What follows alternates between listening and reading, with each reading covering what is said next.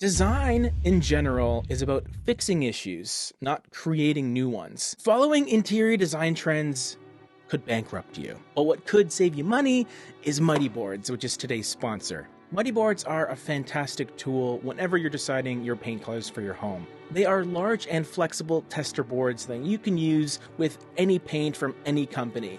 And what's great about them is they are very resistant to warping and bending, which means they will lay flat against whatever surface you're using it on. If you're having trouble deciding between White Dove and Dove Wing, get both in tester pot form, get to Mighty Boards, paint them, and now you can compare them evenly. I hope that Mighty Boards are available at your local paint store, but if not, let the owner know so they can carry them. I'll leave their information in the description down below. So this is a channel that's all about painting and decorating. Subscribe if you're new, and click that like button to show your support.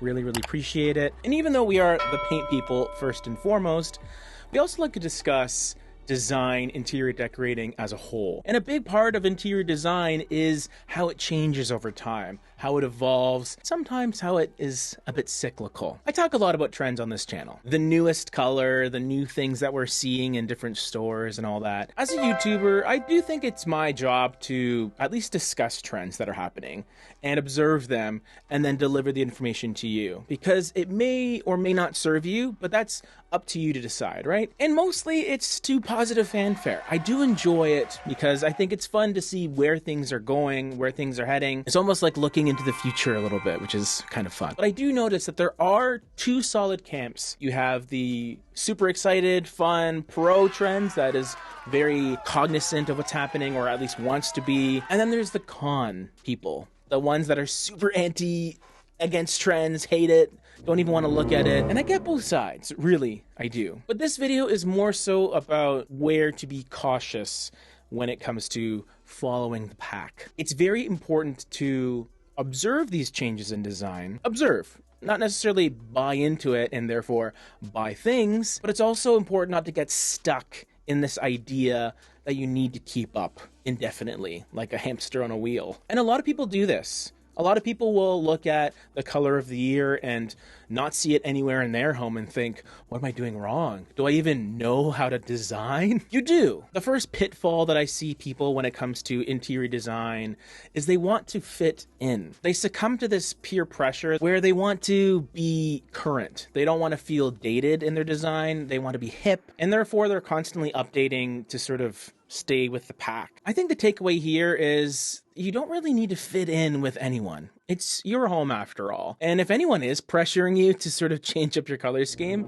then you just need to cut them out of your life, because your home is supposed to be yours. Another thing I see people do is they are eternally contrarian. They're always wanting to be not what everyone else is doing, going against the grain purposefully. And a lot of design styles were birthed out of this. Even the whole grand millennial movement, which we'll talk about in a future video, was really started because people were sick of just plain minimalism, sterile, calculated designs. They wanted to reintroduce elements from their past that give them comfort. If you're always going against the grain, you're still having to always change things, right? If red is in one year, you want to go gray and neutral.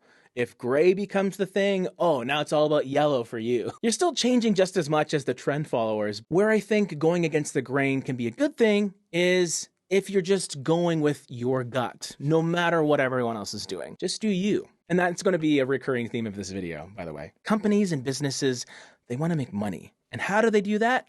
They pressure you into buying things. I even went into my garden center where I thought it was safe. Just beautiful plants surrounding me. That's where I got this guy. They had color coordinated entire sections. And right at the front was this nice terracotta, clay, coral section, which is apparently the color of the year. Everything was in that color scheme, which is basically them telling you, hey, you need to throw out all that green stuff from last year and buy all this new stuff. And normally with paint colors specifically, you will find that companies will intentionally pick something different, both to look like a change is happening, but also it gives these companies an opportunity to just sell you more things. Another little trap that I see people fall into is they'll think their house looks great. They'll think their design is awesome until they see the next new thing. And then they'll immediately jump to this conclusion that their design isn't good anymore.